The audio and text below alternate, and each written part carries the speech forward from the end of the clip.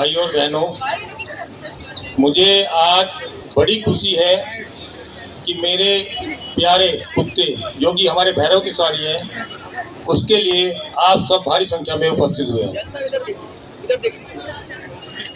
और मैं ये कहते हुए गर्व अनुभव करता हूँ कि आज जो मैं आपके सामने जिंदा खड़ा हूँ, तो मेरे दो प्यारे कुत्तों ने, टॉमी और शेरू ने, मेरे लिए अपनी जान दी है।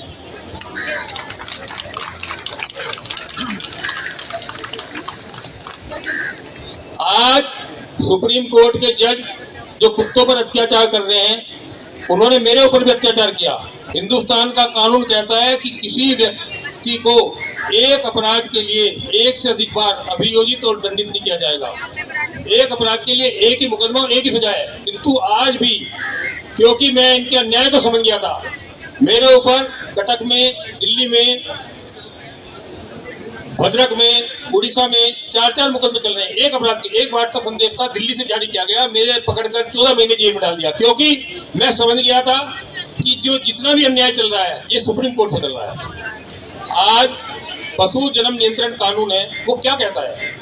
वो कहता है कि पकड़े गए कुत्तों को टीकाकरण के बाद उसी स्थान पर छोड़ा जाएगा जहां से उनको पकड़ा गया है।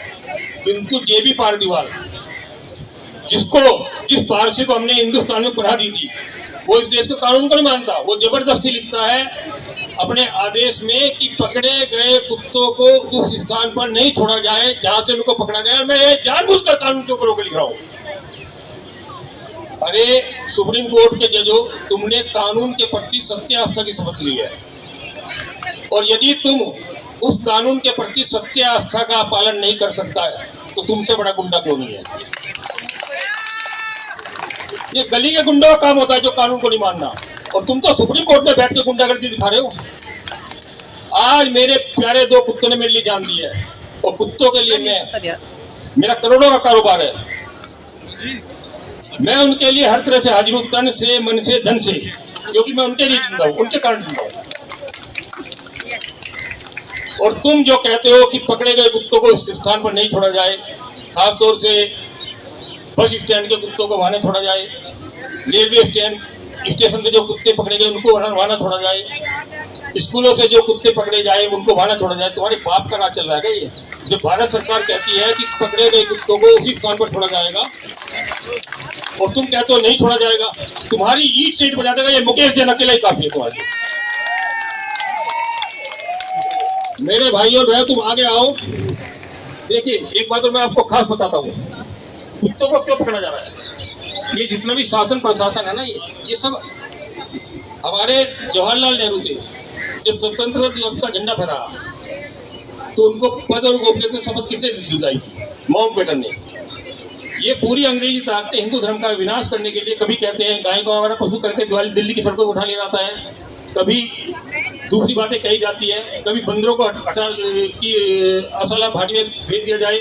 अब कुत्तों के ऊपर हमला किया गया। कभी ये अभय श्रीनिवास ओक था, इसने नाग पंचमी पर हमारे नागों को जो पिटारे के अंदर बंद रहते थे, उनको कहा इन पर अत्याचार हो रहा है, जबकि नाग के काटने से 58,000 लोग एक साल में मरते हैं। नाग को तो बाहर निकाल दो, सांप को तो बाहर निकाल दो पिटारों से, उनके काटने 58,000 लोग, कुत्ते काटने में 54 लोग मर रहे हैं कुल साल में, और उनको पिंजरों में डाल दो।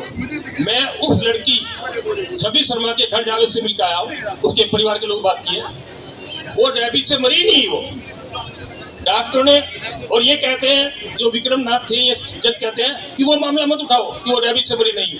अरे जब तुम स्व संज्ञान लेकर कहते हो कि रेबीज से मरी है, उसका संज्ञान लेते हो, कुत्तों पर अत्याचार करते हो मेरे प्यार पर, और पशु जन्म नियंत्रण कानून का उल्लंघन करके पशुओं पर अत्याचार, कुत्तों पर अत्याचार कर रहे हो, ये सब ठीक नहीं है, और ये तुम्हें शोभा नहीं देता। और मैं महामहिम राष्ट्रपति मोदी जी से अपील करता हूँ, इन जजों के खिलाफ महाभियोग लाया जाए। उनको इस पद पर रहने काबिल नहीं है कि वो भारत सरकारी कानून को नहीं मानते। भारत माता की जय। जय श्री राम।